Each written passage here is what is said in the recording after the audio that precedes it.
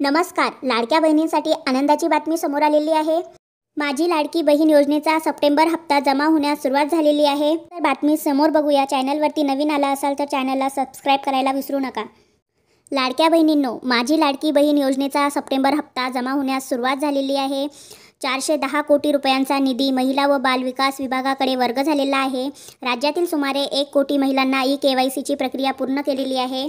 राज्य सरकारच्या मुख्यमंत्री माझी लाडकी बहीण योजनेचा सप्टेंबर महिन्याचा हप्ता पात्र महिलांच्या खात्यात जमा होण्यास सुरुवात झालेली आहे. दिवाळीपूर्वी मिळालेली ही आर्थिक मदत महिलांसाठी आनंदाची भेट ठरली आहे. अतिवृष्टी आणि पूरस्थितीमुळे यावेळी हप्ता वेळेत मिळणार की नाही अशी शंका व्यक्त केली जात होती.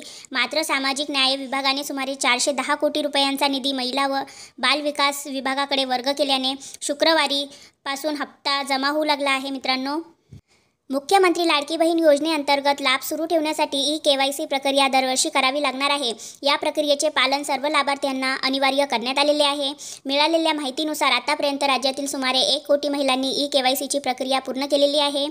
महिला व बालविकास विभागाच्या मंत्री अदिती तटकरे यांनी सांगितले की योजनेचा लाभ अखंडितपणे सुरू ठेवण्यासाठी पुढील 2 महिन्यात सर्व पात्र लाभार्थींना ई-केवायसी प्रक्रिया पूर्ण करावी लागणार आहे.